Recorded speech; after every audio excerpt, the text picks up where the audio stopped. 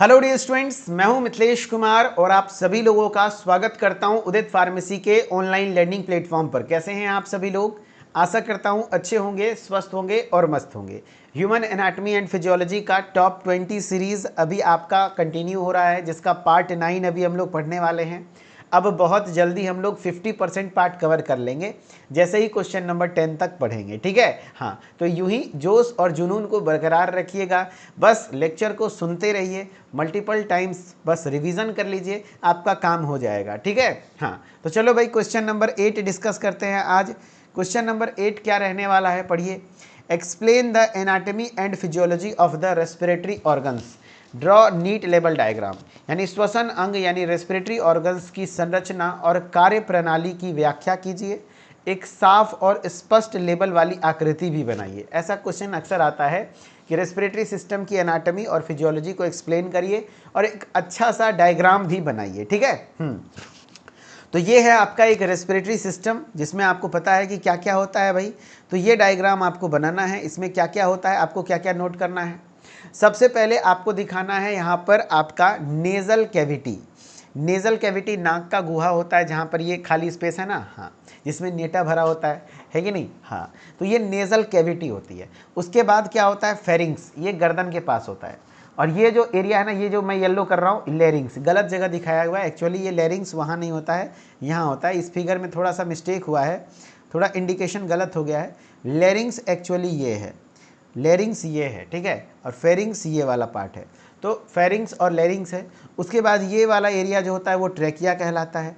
Trachea फिर इस तरीके से बाइफर्केट हो जाता है दो हिस्से में, जिसको हम लोग ब्रोंकिया के कहते हैं। मतलब ट्रेकिया दो हिस्सों में बांट जाता है, एक तरफ लेफ्ट साइड में लेफ्ट ब्रोंकाई, देखो लेफ्ट ब्रोंकस, एंड एक तरफ राइट ब्रोंकस। ठीक है? हाँ, और ये राइट लंग्स है और ये लेफ्ट लंग्स है। और ब्रोंकियस के अंदर ब्रोंक्यूल्स पाए जाते हैं, एंड फिर नीचे ये डायफ्राम पाया जाता है, एंड ब्रोंक्यूल्स के लास्ट में लगा होता है ये एल्वियोलाई।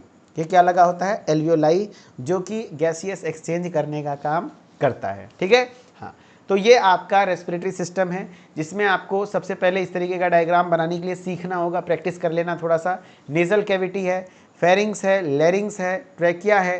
ट्रैकिया के बाद आपका लेफ्ट ब्रोंकस है, राइट ब्रोंकस है, लेफ्ट लंग्स है, राइट लंग्स है ना? हाँ, फिर ब्रोंक्यूल्स है, नीचे डायफ्राम है, और यहाँ साइड में एल्वियोलाई है। कुछ इस तरीके से आपका रहने वाला है, जो कि आप देख सकते हैं कि इस तरीके से आपका रहने वाला है क्या? रेस्पिरेटरी सिस्टम का डायग्राम, जहाँ पे आपका लेरिंग्स हो गया, ये ट्रैकिया हो गया।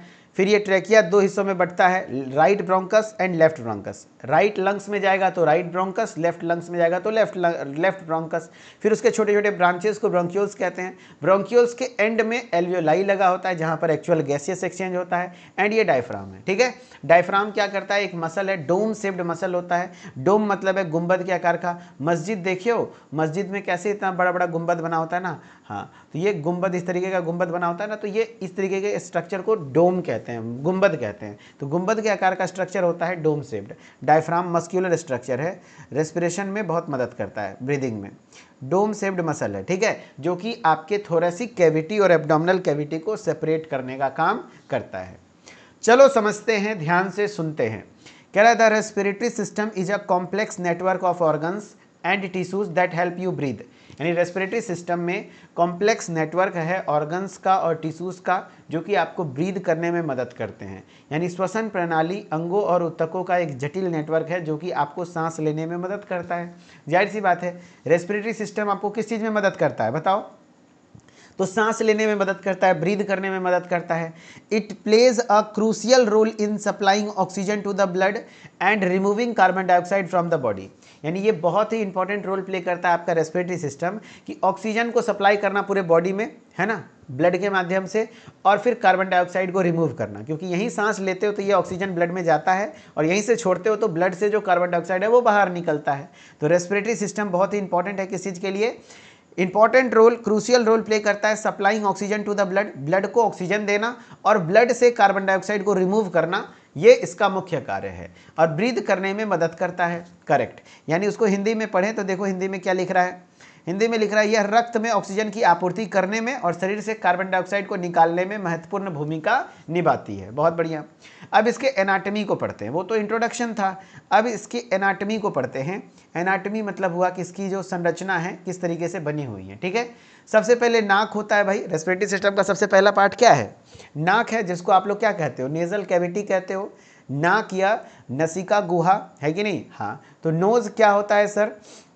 नोज क्या होता है? The primary entrance for air into respiratory system.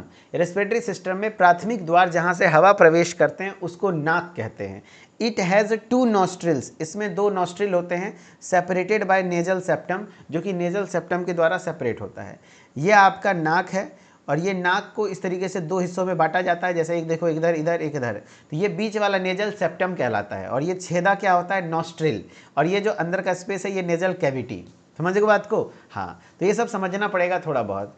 Knows क्या है? प्राइमरी एंट्रेंस ऑफ एयर है। हवा तो आप इधर से भी लेते हो, मुंह से भी ले लेते हो, नाक बंद कर देंगे सांस नहीं ले रहोगे, लेकिन प्राथमिक द्वार है ना, प्राथमिक द्वार क्या है हवा लेने का? नाक है। एंड यहाँ पे 2 नॉस्ट्रिल होते हैं, नाक का छेदा को नॉस्ट्रिल कहते हैं, जो कि नेजल सेप्टम से सेपरेटेड होता है। नेजल कैविटी अंदर में एक कैविटी होती है, स्पेस होता है, lined with mucus membrane and cilia, जिसमें टीनी हेयर्स होते हैं, यानी म्यूकस मेम्ब्रेन से लाइंड होता है। ये नेजल कैविटी इसमें पाया जाता है। ठीक है, हाँ। It filters warms and moisture incoming air. आती हुई हवा को ये फिल्टर करने का काम करता है। यहाँ पे चूंकि नेजल कैविटी में आपके छोटे छोटे बाल पाए जाते हैं, म्यूकस पाया जाता है। अच्छा, नाक में नेटा, जो म्यूकस होता है, नेटा होता है, अपना शुद्ध शब्द में बोले तो जो नाक में क्या कहते हैं, ये जो नेटा होता है एक तरीके का, वो किस लिए होता है? म्यूकस किस लिए होता है? खराब चीज़ है? नहीं, बच्चों में देखना ज़्यादा होता है। आज जो बनती है आलिया, उसका बचपन का फोटो देख लेना तो क्या देख लेना, उसके नाक में एकदम पूरा घिनाए जैसा लगेगा, अभी अभी इतना साफ सुथरा रहता है पूरा एकदम, है ना, होता ही है। देखो, एक्चुअली वो बचपन में इसलिए ज़्यादा होता है ताकि, क्योंकि डस्ट वगैरह अंदर नाक के अंदर ना घुसे, वो जो म्यूकस है वो डस्ट पार्टिकल्स को ट्रैप कर लेता है ना।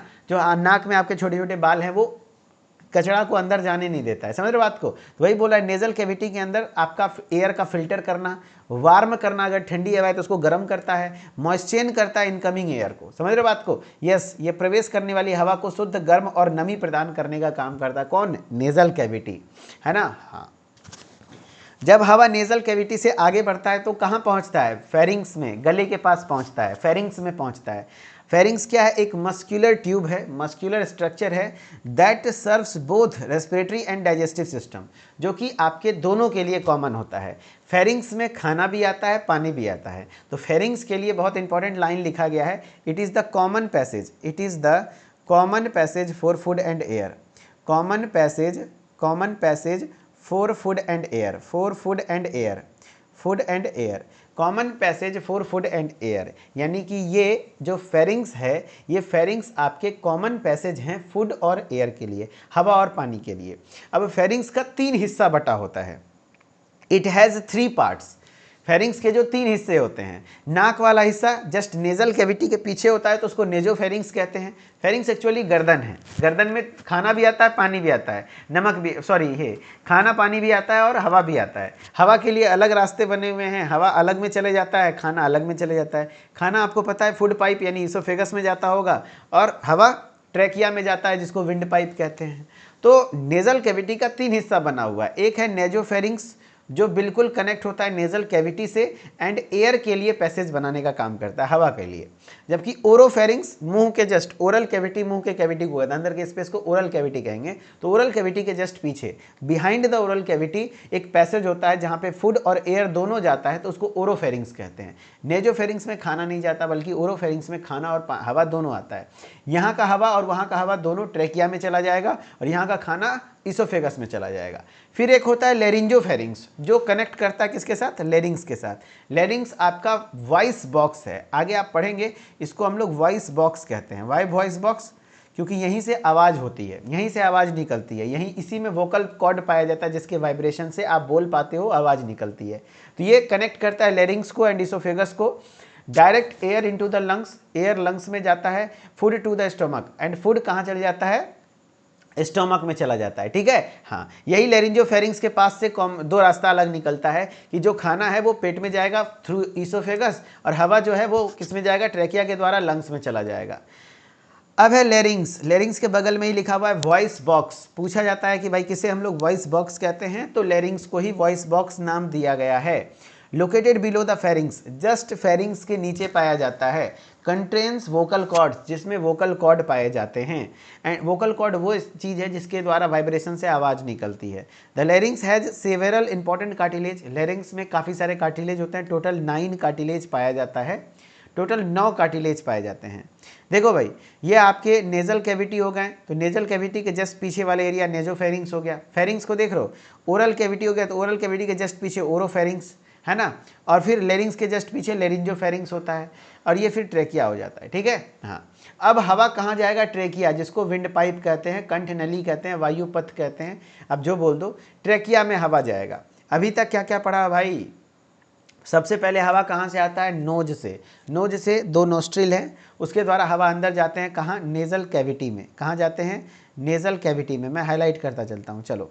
सबसे पहले हवा नोज है, जहाँ प्राइमरी एंट्रेंस फॉर एयर है, फिर नेज़ल कैविटी में हवा आता है, फिर आपका वहाँ से हवा फेरिंग्स में जाता है। फेरिंग्स के 3 हिस्से हैं, नेजोफेरिंग्स, ओरोफेरिंग्स, लेरिंजोफेरिंग्स। ओवरऑल यहीं पर सेपरेट हो जाता है, जो खाना है वो स्टोमक में जाता है, और एयर जो है वो लंग्स में जाता है। लेरिंग्स की बात करें तो ये वॉइस बॉक्स है, जस्ट फेरिंग्स के नीचे प्रेजेंट होता है, इसमें वोकल कॉर्ड होते हैं।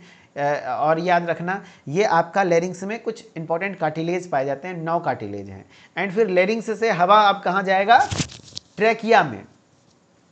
ट्रैकिया क्या है सर, तो ट्रैकिया देखो ये है, ये देखो आगे फोटो होगा ट्रैकिया का, मैं दिखाता हूँ। ये देखो लेरिंग्स है, हाँ यहाँ पे ट्रैकिया है। कई बार ऐसा आता है right short notes on trachea, तो ऐसा फोटो बनाना होगा एग्जाम में। ये देखो लेरिंग्स है ना, ये लेरिंग्स है, लेरिंग्स में हवा कहाँ जाएगा, ट्रैकिया में। अब ट्रैकिया किस में कन्वर्ट होता है, ब्रोंकाई में। अब ब्रोंकाई में भी अलग है, जैसे ये वाला है प्राइमरी ब्रोंकाई, प्राइमरी ब्रोंकाई। अब प्राइमरी ब्रोंकाई के ब्रांचेज को सेकेंडरी ब्रोंकाई कहेंगे, फिर इसके ब्रांचेज को टर्सरी ब्रोंकाई कहेंगे, तब जाके ब्रोंक्यूल्स होता है ना, फिर उसमें जाकर के एल्वेलाई लगे होते हैं। तो ऐसा कुछ होता है ट्रैकिया, मतलब पूरे आपके रेस्पिरेटरी ट्रैक का अंदर का ट्रैकिया, ब्रोंकाई, ब्रोंक्यूल्स वगैरह। तो याद रखना, ट्रैकिया एक 10 से 12 सेंटीमीटर ट्यूब है। कितना सेंटीमीटर लंबा ट्यूब होता है सर, 10 से 12 सेंटीमीटर लंबा ट्यूब होता है, 10 से 12 सेंटीमीटर का लंबा ट्यूब होता है। 10 to 12 सेंटीमीटर ट्यूब है, कनेक्ट करता है larynx to the bronchi. Larynx को ब्रोंकाई तक कनेक्ट करने का काम करता है, ठीक है। जैसे ये लेरिंग्स है, तो लेरिंग्स से यहाँ ट्रैकिया आया, फिर ये इस तरीके से डिवाइड होता है। तो लेरिंग्स को ब्रोंकाई से कनेक्ट करने का काम कौन करता है, ट्रैकिया करता है। It is reinforced with C shaped cartilage, यानी इसमें सी शेप्ड कार्टिलेज होते हैं। ये जो सी शेप्ड कार्टिलेज, यानी ऊपर में जो लाल लाल रंग देख रहे हो ना, इस तरीके से कार्टिलेज पाया जाता है। और पूरा रिंग नहीं होता है, पूरा नहीं होता है, ऐसा नहीं कि चारों बगल से कार्टिलेज है, नहीं, सिर्फ सी शेप्ड होता है। पीछे से ओपन रहता है, पीछे से थोड़ा सा सिर्फ मांस रहता है, ताकि वो मतलब सिकुड़े फैले। हवा ज़्यादा लेते हो तो सिकुड़ता फैलता है कि नहीं। हाँ, तो इसलिए होता है ताकि ट्रैकिया कोलैप्स ना कर जाए, ट्रैकिया का एक स्ट्रक्चर मेंटेन रहे, इसलिए। तो इसलिए इसमें सी शेप्ड कार्टिलेज पाए जाते हैं। रेनफोर्स्ड मतलब होता है इसमें सी आकार की बहुत सारी कार्टिलेज होती हैं, जो कि प्रिवेंट करता है लंग को, ट्रैकिया को कोलैप्स करने से, एंड इसको ऑलवेज ओपन रखता है। यानी सी आकार की उपस्थिति रिंगों की सदृढ़ होती है, जो इसे खुला रखती है और संकुचन से बचाते हैं, ठीक है। Trachea is lined with cilia, trachea में सीलिया होते हैं, म्यूकस होता है। Trap and expel foreign particles, जो भी फॉरेन पार्टिकल्स हैं उसको एक्सपेल करने का काम करते हैं। अब है bronchi and bronchioles. Bronchi and bronchioles में बात करें तो आपके सबसे पहले होते हैं प्राइमरी ब्रोंकाई, फिर होते हैं सेकेंडरी ब्रोंकाई, फिर होते हैं टर्सरी ब्रोंकाई, फिर होते हैं ब्रोंक्यूल्स, है ना। हाँ, जिसमें आपके क्या है, सबसे पहले ब्रोंकाई और ब्रोंक्यूल्स में मैंने बताया ये आपका ट्रैकिया है। अब ट्रैकिया को मतलब ट्रैकिया जो सबसे पहले डिवाइड होता है वो किस में होता है, प्राइमरी ब्रोंकाई में। अब ये प्राइमरी ब्रोंकाई के ब्रांचेस को क्या कह देंगे, सेकेंडरी ब्रोंकाई, इसके ब्रांचेस को क्या कह देंगे, टर्सरी ब्रोंकाई, ऐसा चलता है।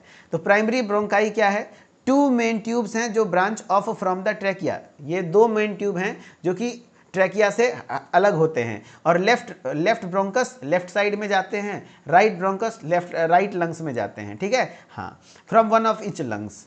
अब उसके बाद यहाँ पे क्या है, सेकेंडरी ब्रोंकाई।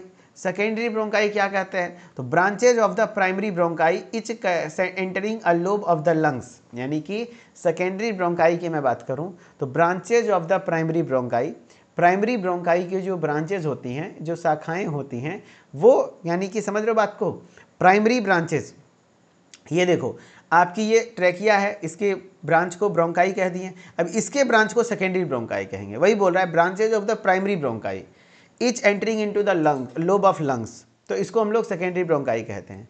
फिर टर्सरी ब्रोंकाई क्या होगा, फर्दर सब डिवीजन, उसके सब डिवीजन को, सेकेंडरी ब्रोंकाई के सब डिवीजन को टर्सरी ब्रोंकाई कहते हैं। फिर ब्रोंक्यूल्स क्या होगा, फिर उसके सब डिवीजन को स्मॉलर ब्रांचेज ऑफ ब्रोंकाई, जो एकदम बिल्कुल टीनी होता है, जिसमें कोई मतलब ये नहीं होते हैं, सी शेप्ड कार्टिलेज नहीं होते हैं, एंड उसके लास्ट में एल्वियोलाई लगा होता है।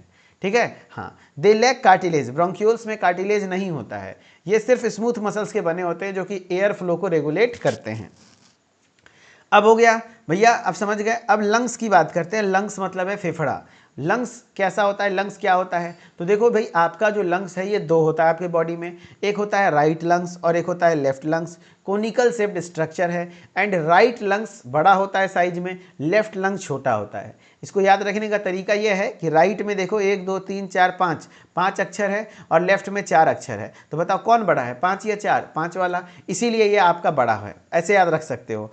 And left right lungs 3 lobe में बटे होते हैं, जिसमें ये देखो सुपीरियर लोब है, मिडिल लोब है, इन्फीरियर लोब है, जबकि लेफ्ट लंग्स 2 लोब में बटे होते हैं, सुपीरियर लोब और इन्फीरियर लोब, है ना। क्यों? क्योंकि ये 4, याद कैसे करोगे, तो ये 4 अक्षर का है ना, इसीलिए इसमें कम लोब पाया जाता है, ये 5 अक्षर का इसीलिए इसमें ज़्यादा लोब पाया जाता है, 3 लोब। ठीक है, हाँ। अब इसमें क्या होते हैं, एक तरीके के फीसर्स होते हैं, यानी कि जो डिवीजन होते हैं जो कि बांटने का काम करते हैं। जैसे ये हॉरिजॉन्टल फीसर है, हॉरिजॉन्टल फीसर क्या करता है, और एक ओब्लिक फीसर है, यानी 2 कटाउच, मतलब कटाउच कह सकते हैं, कट पाया जाता है, ठीक है, जिससे लोब बनते हैं। तो राइट लंग्स में 2 लोब है, जैसे मैं आपको बताता हूँ, ये देखो ब्रोंकाई है, ये ब्रोंक्यूल्स है, सॉरी ये ट्रैकिया है, ब्रोंकाई है। अब इधर से लंग्स बना, ठीक है, इधर भी लंग्स बना।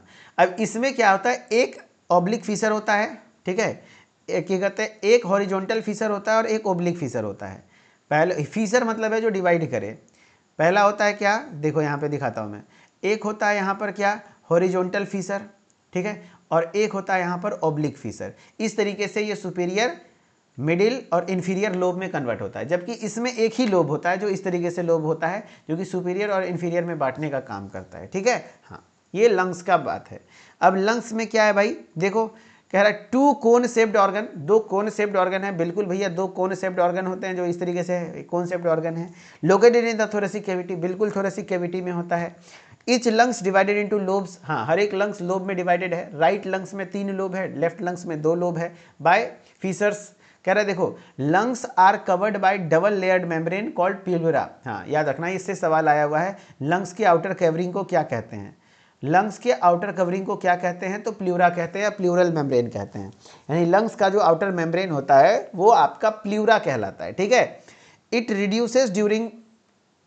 रिड्यूसेस फ्रिक्शंस ड्यूरिंग ब्रीदिंग, यानी ब्रीदिंग के दौरान, सांस लेने के दौरान ये फ्रिक्शन को कम करने का काम करते हैं, यानी ये श्वसन के दौरान घर्षण को कम करती हैं, घर्षण को कम करती हैं। ठीक है, हाँ। फिर उसके बाद है एल्वियोलाई। ये एल्वियोलाई पता है, बिल्कुल ब्रोंक्यूल्स के एंड पर पाया जाता है। जैसे ये आपका ट्रैकिया है, ट्रैकिया से ये प्राइमरी ब्रोंकाई और सेकेंडरी, मतलब समझ रहे हो, ब्रोंकाई में कन्वर्ट हुआ है, फिर ब्रोंकाई से प्राइमरी ब्रोंकाई में हुआ है, प्राइमरी है, सेकेंडरी है, फिर टर्सरी है, तब इसके बाद ब्रोंक्यूल्स है। अब ब्रोंक्यूल्स के एंड में ये एल्वियोलाई लगे होते हैं। एल्वियोलाई जो होते हैं ये बिल्कुल ब्रोंक्यूल्स के एंड में होते हैं और हवा से भरा हुआ छोटा छोटा एयर सैक होते हैं, एक तरीके से पाउच होता है जहाँ पे एक्चुअल गैसियस एक्सचेंज होता है।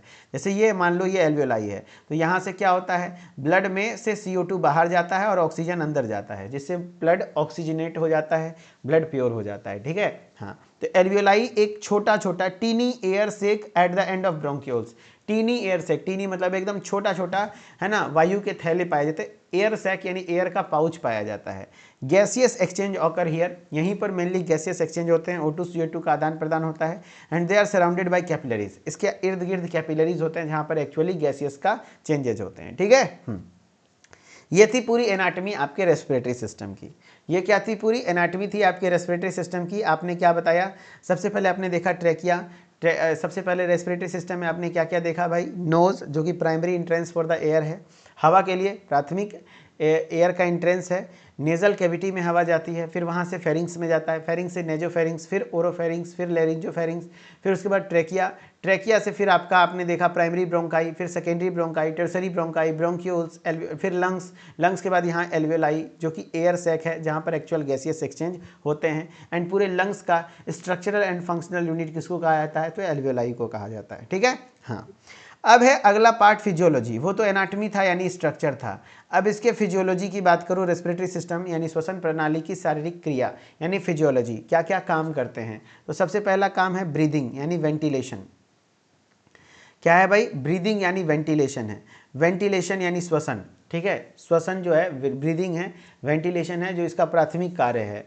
Breathing is the process, breathing एक प्रक्रिया है जिसमें moving air into and out of the lungs, जो कि हवा के अंदर आता है लंग्स के अंदर और लंग्स से बाहर जाता है। ठीक है, हाँ। तो breathing is the process of moving air into and out of the lungs, यानी लंग्स में हवा अंदर आना और लंग्स से हवा बाहर जाना, ये काम होता है किसका? ब्रीदिंग का। ठीक है, ब्रीदिंग का मतलब क्या होता है? लंग्स के अंदर हवा आना और लंग्स से बाहर जाना, यानी ब्रीदिंग के अंदर इनहेलेशन भी आता है और एक्सहेलेशन भी आता है। Inhalation stands for air into the lungs and exhalation stands for air out to the lungs, यानी हवा लंग्स के अंदर आएगा तो उसको इनहेलेशन कहेंगे, लंग्स से बाहर जाएगा तो एक्सहेलेशन कहेंगे, और सांस अंदर लेने और बाहर छोड़ने की प्रक्रिया ब्रीदिंग कहलाती है। ठीक है, हाँ। It helps in gaseous exchange, ये गैसियस एक्सचेंज में मदद करते हैं। एंड फिर गैसियस एक्सचेंज होता कहाँ है भाई? तो gaseous exchange occurs in the alveoli of the lungs, lungs के अंदर ये छोटी छोटी हवा से भरी हुई कोशिकाएं होती हैं, एल्वेलाइज होती हैं, यहीं पर एक्चुअली गैसियस एक्सचेंज होता है। जैसे ये देखो ब्लड वेसल्स है, ये खराब खून आया, इसमें से कार्बन डाइऑक्साइड बाहर निकलेगा और यहाँ सांस लिए तो ऑक्सीजन गया है तो ऑक्सीजन आएगा, इस तरीके से गैसियस एक्सचेंज होता है। Oxygen passes into the blood, oxygen blood में आता है, जबकि carbon dioxide removed from the body, and body से कार्बन डाइऑक्साइड रिमूव होता है, एंड फिर यहाँ से कार्बन डाइऑक्साइड आपके सांस के द्वारा बाहर निकल जाता है। ठीक है, दूसरा है ट्रांसपोर्ट ऑफ गैसेस, गैसेस के परिवहन में भी मदद करते हैं, यानी ऑक्सीजन बाइंड करता है किसके साथ? हीमोग्लोबिन के साथ in the red blood cell. पता है भाई, पूरे बॉडी में ब्लड को सर्कुलेट करने का काम, ऑक्सीजन को ले जाने का काम कौन करता है? यही हीमोग्लोबिन है, जो कि आरबीसी में पाया जाता है, ऑक्सीजन से बाइंड करता है। आप हमें बताना, हीमोग्लोबिन जब ऑक्सीजन से बाइंड करता है तो जो मॉलिक्यूल बनता है उसका नाम क्या है? उसका नाम होता है ऑक्सी हीमोग्लोबिन, ऑक्सी हीमोग्लोबिन। एक हीमोग्लोबिन मॉलिक्यूल मात्र 4 ऑक्सीजन को कैरी कर सकता है ना? हाँ, याद रखना, एक हीमोग्लोबिन मॉलिक्यूल मात्र 4 ऑक्सीजन को कैरी कर सकता है एक सिंगल टाइम में। It is transported throughout the body, पूरे बॉडी में ट्रांसपोर्ट करने का काम करता है। Carbon dioxide is carried back to the lungs, है ना? कार्बन डाइऑक्साइड वापस से लंग्स में चले जाते हैं। It is expelled during exhalation, exhalation के दौरान इसको शरीर से बाहर निकाल दिया जाता है। ठीक है, तो ये था आपका इसके फिजियोलॉजीज। अब आपसे रेस्पिरेटरी सिस्टम से संबंधित एग्जाम में पूछे हुए प्रीवियस ईयर के क्वेश्चंस हैं और जो इस साल पूछे जा सकते हैं, कुछ क्वेश्चंस आप हमें करके दिखाइए, फिर मैं मानूंगा कि हाँ भैया टॉपिक आप समझे हो। ऐसे ना मानूंगा, ऐसे तो नहीं मानूंगा भाई। पहला क्वेश्चन है, बताओ the function of the nasal cavity, nasal cavity के मुख्य कार्य, डाइजेस्ट फूड, फूड को डाइजेस्ट करना, पंप ब्लड, ऐसा क्यों काम होगा भाई? Filter warm and moisture air, yes, nasal cavity में छोटे छोटे बाल होते हैं, म्यूकस होता है, वो एयर को फिल्टर करता है, वार्म करता है और मॉइस्ट करने का काम करता है। Answer C. बिल्कुल सही बता रहे हो आप सारे बच्चे, बिल्कुल सही बता रहे हो। Pharynx serve as a passage for, pharynx serve करता है एज अ पैसेज फोर, किस चीज़ के लिए पैसेज प्रोवाइड करता है? Blood only, air only, food only, या बोथ एयर एंड फूड? तो याद रखना, pharynx is the common passage for food and air, यहाँ दोनों चीज़, यहाँ दोनों चीज़। आंसर डी, यानी दोनों चीज़, both air and food, air and food दोनों चीज़, करेक्ट। हाँ। Larynx is also known as, larynx को और किस नाम से जानते हैं? तो लेरिंग्स और किस नाम से जानते हैं? वॉइस बॉक्स के नाम से जाना जाता है। एंड एयर सैक क्या है भाई? टीनी एयर सैक जो होता है वो एल्वियोलाई होता है, एल्वियोलाई होता है। फिर विंड पाइप किसको कहते हैं? ट्रैकिया को कहते हैं। ये सब वन लाइनर क्वेश्चन एग्जाम में पूछे जाते हैं। फूड पाइप किसको कहते हैं? फूड पाइप बताओ किसको कहते हैं? तो ईसोफेगस को कहते हैं, ईसोफेगस को कहते हैं, ईसोफेगस को। ठीक है, हाँ चलो। The membrane covering the lungs is called, जो लंग्स के कवरिंग मेम्ब्रेन है जो कि लंग्स की कवरिंग में मदद करते हैं, वो क्या कहलाते हैं? Pericardium, pleura, peritoneum, endothelium. The membrane covering the lungs is called, बताओ भाई, the membrane covering the lungs, वो मेम्ब्रेन जो लंग्स की कवरिंग को मदद करता है वो क्या कहलाता है, तो वो आपका क्या कहलाता है, तो प्ल्यूरा कहलाता है, प्ल्यूरल मेम्ब्रेन कहलाता है। पेरिकार्डियम किसका कवरिंग है, हार्ट का। बन जाएगा ना क्वेश्चन भाई, गैसियस एक्सचेंज ऑकर इन, ऐसे क्वेश्चंस आपके एग्जाम में आते हैं, है ना, बहुत आसान आसान क्वेश्चन आता है, बस एक बार पढ़ लोगे तो हो जाएगा। ब्रोंकाई, ट्रेकिया, एल्वेलाई, लैरिंग्स, बताओ गैसियस एक्सचेंज कहाँ होता है, एल्वेलाई में होता है। सारे बच्चे बताओ आंसर सी। चलो हो गया, हाँ एक क्वेश्चन हो गया, आपने anatomy and physiology of respiratory organs पढ़ लिया। अगला क्वेश्चन है, right the structure and function of spleen, spleen के संरचना और कार्य को एक्सप्लेन करिए, स्प्लीन के संरचना और कार्य को एक्सप्लेन करिए भाई। Structure and function of the spleen, spleen के संरचना और कार्य को एक्सप्लेन करिए।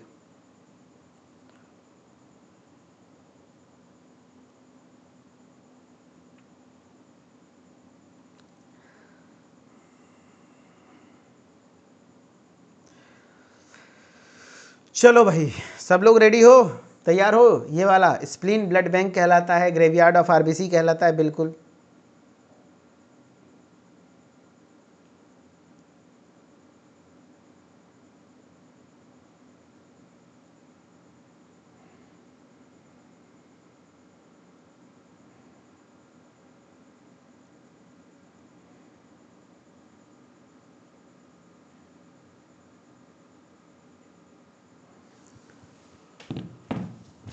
ना ना ना ना ना भाई, कल वाला बात नहीं, एक बार दिल बनाओ यार। छोटा सा क्वेश्चन है, 5 मिनट लगेगा पढ़ने में, ज़्यादा बड़ा क्वेश्चन नहीं है, ज़्यादा बड़ा क्वेश्चन नहीं है, छोटा सा क्वेश्चन है। इसको पढ़ के 9 का 9 बराबर करो यार, हम पीछे चल रहे हैं यार। नहीं, 5 मिनट प्लीज़, 5 मिनट पढ़ लो यार, हम नहीं ना थक रहे हैं। देख लो मेरा भी आवाज़ बैठ गया है, गला बैठ गया है, लॉन्ग चबा चबा के पढ़ा रहे हैं, सच बता रहे हैं, हम भी थक रहे हैं, लेकिन थोड़ा सा 5 मिनट बस, है ना। हाँ, कम से कम क्लास के साथ, अब देखो एक छोटा क्वेश्चन पकड़ाया तो इसको कवर कर लो, 9 का 9 साथ साथ चलेंगे ना। हाँ चलो, अब उसके बाद हम लोग पढ़ रहे हैं स्प्लीन का स्ट्रक्चर और फंक्शन। कहाँ होता है स्प्लीन सर, अक्सर एग्जाम में आता है स्प्लीन पर, इसको छोटा मोटा टॉपिक मत मानना, अक्सर आता है। ये स्प्लीन कहाँ पाया जाता है, तो जस्ट पेट के पीछे ये स्प्लीन पाया जाता है, स्टोमक के पीछे। इसको हिंदी में प्लीहा या तिल्ली बोला जाता है, ठीक है। Spleen is known to be largest lymph node of the body, पूरे बॉडी का सबसे बड़ा लिम्फ नोड है ना, लिम्फॉइड ऑर्गन है, सबसे बड़ा लिम्फॉइड ऑर्गन है। It is the blood bank of the body, यहाँ से 1 लाइनर क्वेश्चन बनते हैं। सबसे बड़ा लिम्फ नोड कौन सा है, लार्जेस्ट लिम्फॉइड ऑर्गन कौन सा है, स्प्लीन है। प्लस ब्लड बैंक क्या कहलाता है, ये ब्लड बैंक है, इसके अंदर छोटे छोटे पाउच जैसे स्ट्रक्चर्स होते हैं, वहाँ पे ब्लड जमा होता है, इमरजेंसी में वो ब्लड निकलता है, तो ये हमारे बॉडी का ब्लड बैंक भी कहलाता है। Spleen is also called graveyard of RBC, जो भी आरबीसी डिस्ट्रॉय हो, आरबीसी का लाइफ स्पैन कितने दिन का होता है, 120 दिन, तो ब्लड को फिल्टर करने का काम एक्चुअली स्प्लीन करता है। तो जो भी ब्लड फिल्टर होने जाता है ना स्प्लीन में, तो स्प्लीन में जो भी मरा हुआ आरबीसी है उसको ट्रैप करके रख लेता है ये, ठीक है। तो ये आरबीसी का कब्रिस्तान, ग्रेवयार्ड मतलब कब्रिस्तान होता है, तो प्लीहा यानी स्प्लीन को आरबीसी का कब्रिस्तान, ग्रेवयार्ड ऑफ आरबीसीज कहा जाता है। Spleen originates from mesoderm, mesoderm से ओरिजिनेट होता है, प्लीहा का उत्पत्ति मीजोडर्मल लेयर से होता है, ठीक है। हाँ, स्प्लीन की बात करें तो स्प्लीन एक रेड कलर्ड स्ट्रक्चर है, it is found attach to the lateral side of stomach, just stomach के बगल में होता है। प्लीहा लाल रंग का होता है और यह पेट के पार्श्व यानी लेटरल भाग से जुड़ा होता है, साइड में जुड़ा होता है, ठीक है। It is covered by a capsule formed a elastic fibrous connective tissue, यानी कि ये एक कैप्सूल से कवर्ड होता है जो कि इलास्टिक फाइब्रस कनेक्टिव टिश्यू से कनेक्टेड होता है, ठीक है।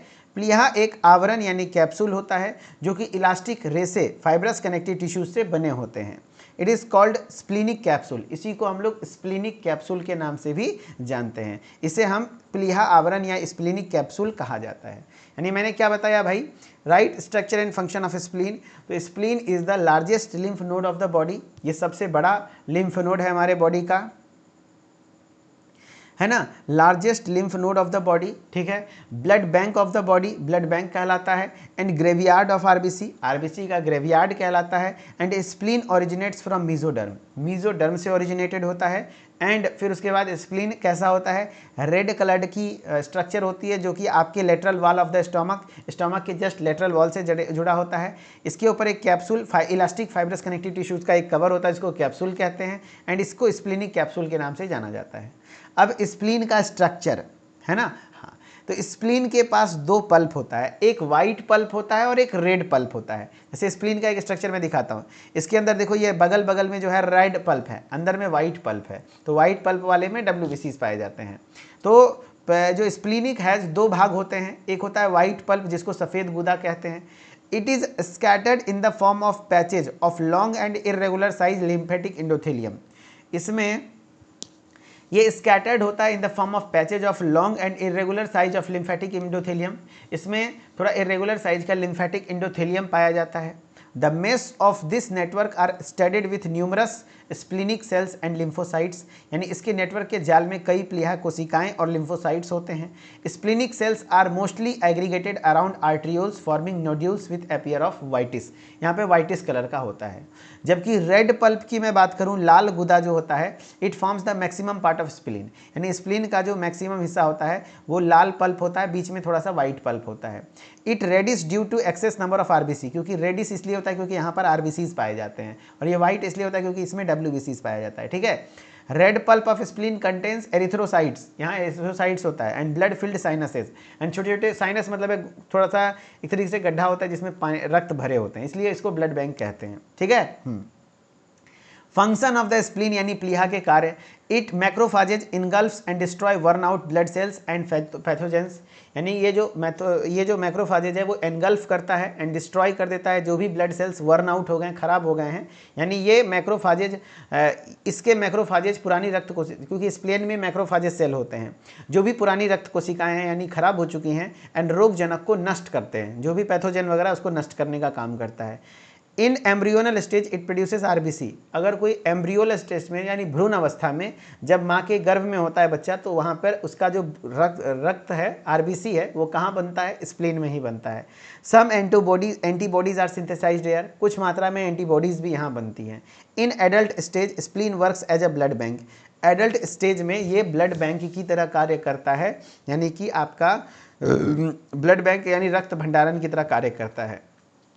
इट्स साइनसेस, इसके अंदर साइनस मतलब जो छोटा छोटा कैविटी होती है उसके अंदर ब्लड भरा होता है, तो वही बोल रहा है as reservoir of the blood, and spleen stores iron, spleen iron को भी स्टोर करता है, स्प्लीन आयरन को भी स्टोर करता है। यानी स्प्लीन के बारे में शॉर्ट क्वेश्चन में लिखने अक्सर आता है, तो spleen largest lymph node of the body, हो सके तो इस बार पक्का आएगा, इसलिए मैं फिर से रिपीट कर रहा हूँ, ध्यान से सुनना। Spleen largest lymph node of the body है, largest lymphoid organ of the body, ये जो बोल दो, blood bank of the body, graveyard of RBC, spleen mesodermal layer से ओरिजिनेट होता है, प्लस स्प्लीन रेड कलर का एक स्ट्रक्चर है जो कि स्टोमक के साइड में, लेटरल साइड में प्रेजेंट होता है, एंड इसके ऊपर एक कैप्सूल होती है जो कि इलास्टिक फाइब्रस कनेक्टिव टिश्यूज से कवर करता है, एंड ये स्प्लीनिक कैप्सूल कहलाता है। स्प्लीन के अंदर दो पल्प होते हैं, red pulp and white pulp. White pulp में क्या होते हैं, it is scatter in the form of patches, ये पैचेज के फॉर्म में और इरेगुलर साइज का पाया जाता है। देख रहे हो ये पैचेज के फॉर्म में इरेगुलरली जैसे तैसे है ना, हाँ, ये वाइट पल्प है। एंड फिर इसमें thin network study numerous splenic cells वगैरह, लिम्फोसाइट्स वगैरह पाए जाते हैं, लिम्फोसाइट्स और WBCs भी पाया जाता है। जबकि रेड पल्प में ये मैक्सिमम पार्ट है, ये रेडिस होता है क्योंकि यहाँ RBCs पाए जाते हैं, एंड रेड पल्प में एरिथ्रोसाइट पाया जाता है। एंड इसमें याद रखना, अब इसके फंक्शन की बात करते हैं, मुख्य कार्य क्या क्या हैं, तो इसके अंदर इस मैक्रोफाज होते हैं जो भी वर्न आउट ब्लड सेल्स हैं, जैसे RBC खराब हो गया तो उसको खत्म कर देता है, यहीं पर डिस्ट्रॉय कर देता है, और भी ब्लड सेल्स को खत्म करता है, एंड पैथोजेन को भी जो रोगजनक है, यानी मान लो कोई बैक्टीरिया वायरस घुस गया तो उसको भी खत्म करने का काम करते हैं। एम्ब्रियोनल स्टेज में भ्रूण अवस्था में ये RBC बनाने का काम करता है। Some antibodies are synthesised here, कुछ मात्रा में एंटीबॉडीज भी बनती है यहाँ। एडल्ट स्टेज में स्प्लीन ब्लड बैंक की तरह काम करते हैं, एंड इसके अंदर जो साइनसेज हैं यानी जो छोटे छोटे साइनस हैं, खाली स्थान है, वहाँ पे ब्लड रिजर्वायर यानी ब्लड रिजर्व होकर रहता है, एंड स्प्लीन आयरन को भी स्टोर करता है, ठीक है। हाँ, अब स्प्लीन से रिलेटेड देखो कुछ क्वेश्चन एग्जाम में पूछे गए हैं भाई, जवाब दे दो, मजा आ जाएगा मुझे। छोटा सा क्वेश्चन था इसलिए मैंने पढ़ा दिया। अब चलो भाई इसके क्वेश्चन का आंसर कर दो कोई बच्चा। क्वेश्चन है आपका, spleen is known as largest dash of the body. Spleen को किस नाम से जानते हैं?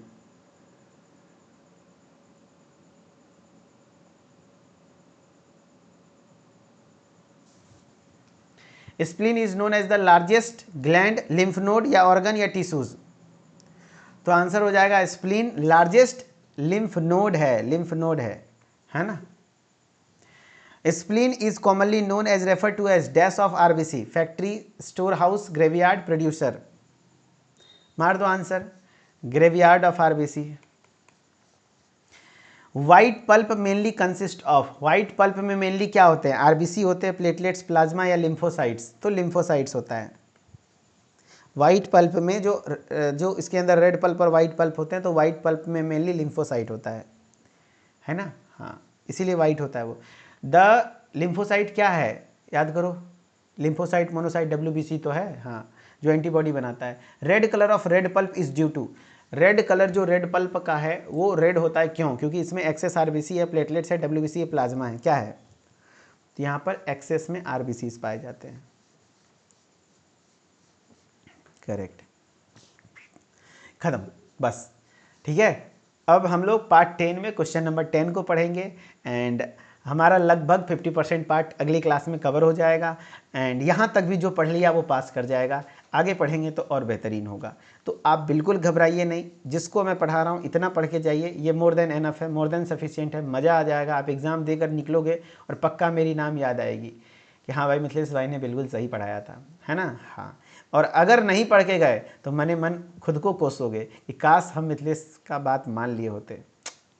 तो जो भी है भाई, मान लोगे बात तो अच्छा रहेगा। Thank you so much. Mithilesh sir official से जुड़े रहो, कम से कम लेक्चर को सुनो, बहुत काम देगा आपको। Okay, thank you so much, love you guys. आपके लिए रात दिन एक कर रहा हूँ, आप भी अपना प्यार कमेंट बरसाते रहिए एंड बढ़िया से दिल है ना, मैंने आपको दिल दे दिया है तो आप भी थोड़ा अपना समर्पण दीजिए, मन से पढ़िए। मुझे और कुछ नहीं, आपका रिजल्ट चाहिए। ठीक है, okay, thank you, bye bye, take care, good night guys. Okay, thank you.